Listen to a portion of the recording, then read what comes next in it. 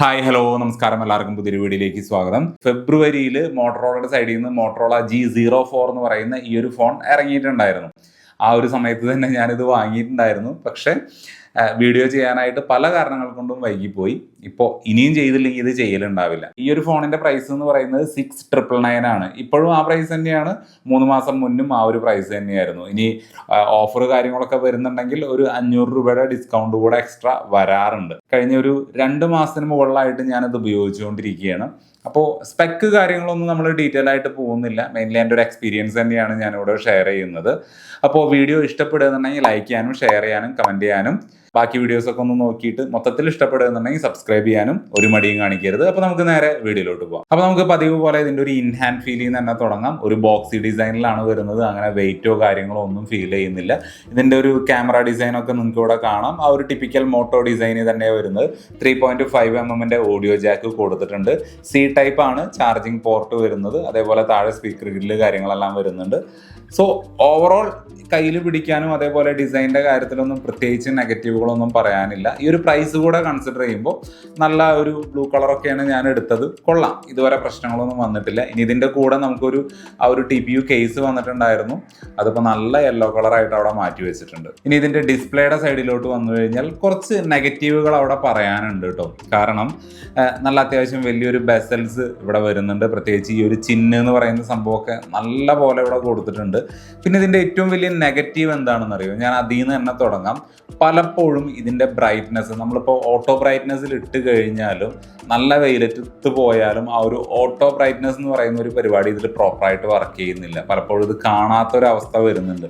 പിന്നെ നമ്മൾ തണലത്തോട്ട് വന്നിട്ട് ബ്രൈറ്റ്നസ് മാനുവലി ഇൻക്രീസ് ചെയ്തിട്ട് വേണം ഇതിൻ്റെ ഉള്ളിലുള്ള കണ്ടന്റ് കാണാനായിട്ട്. ഞാനൊന്ന് ഫോൺ റീസെറ്റ് ചെയ്ത് നോക്കി, കാര്യങ്ങളൊക്കെ ചെയ്ത് നോക്കി. വേറൊരു ഫോണും കൂടി ഞാൻ ഇതേപോലെ കമ്പയർ ചെയ്ത് നോക്കി. അതിലും ഈ ഒരു പ്രശ്നം ഫേസ് ചെയ്യുന്നുണ്ട്. സോ മൊത്തത്തിൽ ഡിസ്പ്ലേയുടെ സൈഡിൽ നിന്ന് ഈ ഒരു ഓട്ടോ ബ്രൈറ്റ്നസിൻ്റെ അല്ലെങ്കിൽ ഈ ഒരു സൺലൈറ്റിൻ്റെ അടിയിൽ പോയി കഴിഞ്ഞാൽ കാണാവുന്ന ആ ഒരു പ്രശ്നം ഉണ്ടല്ലോ, അത് നല്ല പോലെ ഉണ്ട്. നമുക്ക് കണ്ടന്റ് ഒട്ടും കാണാത്തൊരവസ്ഥ ഈ ഒരു ഫോണിൽ വരുന്നുണ്ട്. എന്നാൽ വീടിൻ്റെ അകത്താണെന്നുണ്ടെങ്കിലും ഈ പറയുന്ന പോലെ ഡിസ്പ്ലേ അങ്ങോട്ട് ബ്രൈറ്റർ ആയിട്ട് വരുന്നില്ല. മാനുവലി നമ്മൾ ഫുള്ളായിട്ട് ഇട്ട് കഴിഞ്ഞാൽ ഓക്കെയാണ്. പക്ഷെ ആ ഒരു ഓട്ടോ ബ്രൈറ്റ്നസ് ഇട്ട് കഴിഞ്ഞാൽ കുറച്ച് ബുദ്ധിമുട്ടുണ്ട്.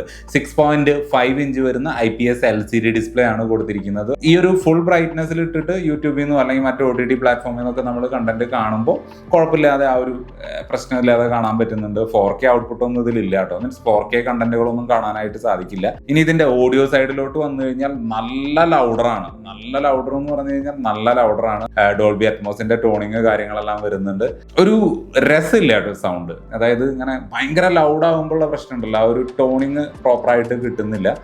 എന്നാലും പ്രൈസ് റേഞ്ച് കൂടി കൺസിഡർ ചെയ്യുമ്പോൾ ഓക്കെയാണ്. പിന്നെ ഈ ഒരു സ്പീക്കർ ഉണ്ടല്ലോ, ടോപ്പ് സൈഡിലത്തെ സ്പീക്കർ, നമ്മൾ കോള് വരുമ്പോൾ സംസാരിക്കുമ്പോൾ ലോ വോളിയത്തിൽ ഇട്ട് കഴിഞ്ഞാലും ഈ ഒരു ലൗഡ് സ്പീക്കറിൽ നിന്ന് സൗണ്ട് പുറത്തേക്ക് തള്ളുന്നുണ്ട്. സൗണ്ട് നല്ലപോലെ ലീക്ക് ആവുന്നുണ്ട് ഈ ഒരു ടോപ്പ് സൈഡിൽ കോള് ചെയ്യുമ്പോൾ കേട്ടോ. പിന്നെ നേരത്തെ ഈ പ്രൈസും കൂടി പറയുമ്പോൾ ഒരുപാട് അങ്ങോട്ട് കീറി മുറിക്കാനായിട്ടേ ചെറിയൊരു മടിയുണ്ട്. എന്നാലും ഓക്കെയാണ്. പക്ഷെ ഇത്തരത്തിലുള്ള പ്രശ്നങ്ങൾ ഉണ്ട് താനും. ഇനി ഇതിന്റെ പെർഫോമൻസ് സൈഡിലോട്ട് വന്നു കഴിഞ്ഞാൽ യൂണിസോക്കിന്റെ T606 എന്ന് പറയുന്ന ഒരു പ്രൊസസ്സറാണ് ഇതിൽ കൊടുത്തിരിക്കുന്നത്. ആ ഒരു പ്രൊസസ്സർ, അതായത് ഈ T606 എന്ന് പറയുന്നത് ബിൽഡ് ചെയ്തിരിക്കുന്നത് 12 നാനോമീറ്റർ ആർക്കിടെക്ചറിലാണ്. അതുകൊണ്ട് തന്നെ അത്ര എഫിഷ്യൻ്റ് അല്ല ഇത്. അത്യാവശ്യം നല്ല രീതിക്ക് ഹീറ്റ് ആവുന്നുണ്ട്. ഇവനെ കൊണ്ട് നമ്മൾ എന്തെങ്കിലും പണിയൊക്കെ കാര്യമായിട്ട് എടുപ്പിക്കാൻ നിന്നാൽ നല്ല പോലെ ഈ ഒരു ബാക്ക് സൈഡ് ഹീറ്റ് ആവുന്നുണ്ട്. ഇനി ഒരു ഗെയിമിങ്ങിന്റെ കാര്യത്തിലോട്ട് വന്നു കഴിഞ്ഞാൽ BGMI, ആസ്ഫാൾട്ട് ലെജൻഡ്, അതിനെക്കുറിച്ചൊന്നും ചിന്തിക്കേ വേണ്ട.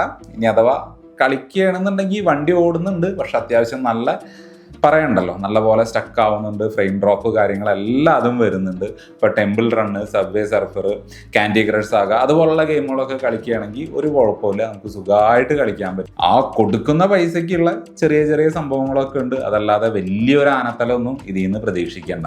ഇനി ഇതിന്റെ സോഫ്റ്റ്വെയർ സൈഡിലോട്ട് വന്നു കഴിഞ്ഞാൽ Android 14 ആണ് നിലവിൽ ഇതിൽ വരുന്നത്. 15ലേക്കോ അല്ലെങ്കിൽ അതിന് മുകളിലോട്ടുള്ള അപ്ഡേഷനൊന്നും ഞാൻ പ്രതീക്ഷിക്കുന്നില്ല. വരാനുള്ള ചാൻസ് വളരെ കുറവാണ്.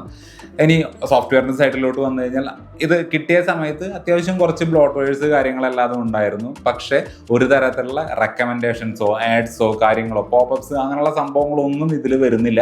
ഒരു നല്ലൊരു എക്സ്പീരിയൻസ് ആണ് സോഫ്റ്റ്വെയർ സൈഡിൽ ഈ ഒരു ഫോൺ തരുന്നത്.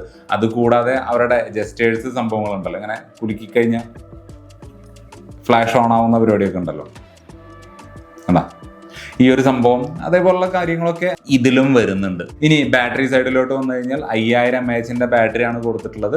15 വാട്ടിന്റെ ചാർജിങ് സ്പീഡ് സപ്പോർട്ട് ചെയ്യുന്നുണ്ട്. നമുക്ക് അഡാപ്റ്റർ ബോക്സിന്റെ ഉള്ളിൽ വന്നിട്ടുണ്ടായിരുന്നു. ആ ഒരു അഡാപ്റ്റർ വെച്ച് ചാർജ് ചെയ്യുമ്പോൾ ഏകദേശം 1.5 മണിക്കൂറിന് മുകളിൽ 0 to 100 ചാർജ് കയറാനായിട്ട്, ഫുൾ ചാർജ് ആവാനായിട്ട് ടൈം എടുക്കുന്നുണ്ട്. പ്രൈസ് വെച്ച് നോക്കുമ്പോൾ ജസ്റ്റ് ഓക്കെ ആണ്. ഇനി നമ്മൾ വേറെ അഡാപ്റ്ററാണ് യൂസ് ചെയ്യണമെങ്കിൽ, ഇപ്പോൾ 65 വാട്ടിന്റെ 45 വാട്ടിന്റെ ഒക്കെ ആണ് അഡാപ്റ്ററാണ് യൂസ് ചെയ്യുന്നതെന്നുണ്ടെങ്കിൽ കുറച്ചും കൂടി സ്പീഡായിട്ട് ഏകദേശം ഒരു 1.25 മണിക്കൂർ അല്ലെങ്കിൽ 1 മണിക്കൂർ കൊണ്ടൊക്കെ ഫുൾ ചാർജ് ആയി വരുന്നുണ്ട്. പക്ഷെ ആ ഒരു സമയത്ത് ഫോൺ നല്ലപോലെ ഹീറ്റ് ആവുന്നുണ്ട്. ഓക്കെ, അപ്പൊ അതാണ് ബാറ്ററിയുടെ സൈഡിലുള്ള ഒരു എക്സ്പീരിയൻസ്. ഇനി ബാറ്ററി ലൈഫിനെ കുറിച്ച് പറയാനാണെങ്കിൽ 2 ദിവസമൊക്കെ സുഖമായിട്ട് ഓടിക്കോളും. നമ്മളുടെ ഫോണിൽ ഇവിടെ പ്രോക്സിമിറ്റി സെൻസർ കൊടുത്തിട്ടുണ്ടാവും. അതായത് കോള് വന്ന് നമ്മൾ ആൻസർ ചെയ്ത് ചെവിയിലോട്ട് വെക്കുമ്പോൾ ബോഡി ആയിട്ട് അത് ടച്ച് ചെയ്യുമ്പോൾ സ്ക്രീൻ ഓഫ് ആവുന്ന ഒരു സെൻസറാണ്. ആ ഒരു സെൻസർ ഇതിൽ കൊടുത്തിട്ടുണ്ടെങ്കിലും ഇല്ലെങ്കിലും ആ ഒരു ഫംഗ്ഷൻ പ്രോപ്പറായിട്ട് വർക്ക് ചെയ്യുന്നില്ല. മിക്കവാറും ഉണ്ടാവില്ല. അത് സോഫ്റ്റ്വെയർ വഴി കൺട്രോൾ ചെയ്യുന്നതായിരിക്കും. ആ ഒരു സെൻസറായിട്ട് ഇവിടെ കൊടുത്തിട്ടുണ്ടാവില്ല. സോ ഉണ്ടെങ്കിലും ഇല്ലെങ്കിലും ആ ഒരു ഫംഗ്ഷൻ നമ്മൾ കോഡ് വന്ന് ചെവിട്ടിലോട്ട് വെക്കുമ്പോൾ സ്ക്രീൻ പലപ്പോഴും ഓൺ ആയിരിക്കുന്ന ഒരു പ്രശ്നം ഫേസ് ചെയ്തിട്ടുണ്ട്. ഇതിൽ സ്ക്രീൻ ഗാർഡോ കാര്യങ്ങളോ ഒന്നും ഒട്ടിച്ചിട്ടില്ല. ഇനി ഇതിന്റെ ക്യാമറ സൈഡിലോട്ട് വന്നു കഴിഞ്ഞാൽ നമുക്ക് 50 മെഗാപിക്സലിന്റെ ഒരു സിംഗിൾ ക്യാമറയാണ് ബാക്ക് സൈഡിൽ കൊടുത്തിട്ടുള്ളത്. പിന്നെ ഈ താഴെ കാണുന്നത് ഒരു ഫ്ലാഷ് ലൈറ്റ് ആണ്. ഓക്കെ, 7000 രൂപയുടെ ഒരു ഫോണിൽ നിന്ന് നമുക്ക് വലിയ സംഭവമായിട്ടുള്ള വീഡിയോഗ്രാഫിയും ഫോട്ടോഗ്രാഫിയും ഒന്നും എക്സ്പെക്ട് ചെയ്യുന്നില്ല എന്നുള്ളത് അറിയാം. എന്നിരുന്നാലും നല്ല ലൈറ്റ് ആണെന്നുണ്ടെങ്കിൽ അത്യാവശ്യം നല്ല ഫോട്ടോസ് കിട്ടുന്നുണ്ട്. ഇപ്പോൾ സ്കിൻ ടോൺ ഒക്കെ ആണെന്നുണ്ടെങ്കിലും ജസ്റ്റ് ഓക്കെ, അതിഗംഭീരം എന്നല്ല പറയുന്നത്. ഒരാൾ ഓക്കെ ആ ഒരു വ്യക്തിയാണ് അല്ലെങ്കിൽ ആ ഒരു പൂവാണെന്നുള്ളതൊക്കെ നന്നായി മനസ്സിലാവുന്നുണ്ട്. നല്ല നല്ല കോൺട്രാസ്റ്റ് ആയിട്ടുള്ള കളർ, ഇപ്പോൾ റെഡ്, റോസാപ്പൂ അങ്ങനെയുള്ള സംഭവങ്ങളൊക്കെ എടുക്കുമല്ലോ, അതൊക്കെ എടുക്കുന്ന സമയത്ത് ഇങ്ങനെ ഉദിച്ച് നിൽക്കുന്ന ഒരു പ്രശ്നം, കളർ പ്രോപ്പറായിട്ട് കൺട്രോൾ ചെയ്യാത്തൊരു പ്രശ്നം ഇവിടെ വരുന്നുണ്ട്. ഇന് സെൽഫി ക്യാമറയുടെ സൈഡിലോട്ട് വന്നു കഴിഞ്ഞാൽ നമുക്കിവിടെ പഞ്ച് ഹോൾ ടൈപ്പ് ആയിട്ടാണ് ആ ഒരു ക്യാമറ അവിടെ പ്ലേസ് ചെയ്തിരിക്കുന്നത്. സാംസങ് ആണെന്നുണ്ടെങ്കിലും മറ്റ് പല ഫോണുകളും 15,000 മുകളിലും 20,000 മുകളിലൊക്കെ ഇപ്പോഴും ആ ഒരു ടിയർ ഡ്രോപ്പ്, ആ ഒരു ഡ്രോപ്പ് നോച്ച് തരുന്നുണ്ട്. അതിന് പകരം ഇപ്പോൾ ഈ ഒരു പഞ്ച് ഹോൾ ടൈപ്പ് 7000 രൂപയ്ക്ക് തന്നു എന്ന് പറയുന്നത് അതൊരു വലിയൊരു സംഭവം തന്നെയാണ് കേട്ടോ. 5 മെഗാപിക്സലിന്റെ ഒരു സെൽഫി ഷൂട്ടറാണ് നമുക്കിവിടെ വരുന്നത്. ഇതിന്റെ ഒരു ഔട്ട്പുട്ടിനെ കുറിച്ച് പറയാനാണെങ്കിൽ കാര്യമായിട്ടൊന്നും എക്സ്പെക്ട് ചെയ്യേണ്ട.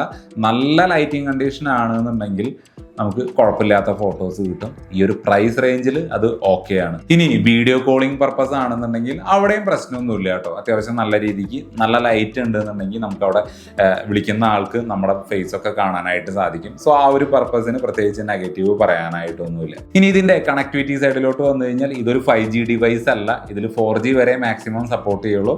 BSNL സിമ്മാണ്, വീട്ടിലത്തെ അമ്മയുടെ സിമ്മാണ് ഇതിലിപ്പോൾ നിലവിൽ എടുക്കുന്നത്. കൂടുതലും വൈഫൈ ആണ് കണക്ട് ചെയ്തിട്ടുള്ളത്.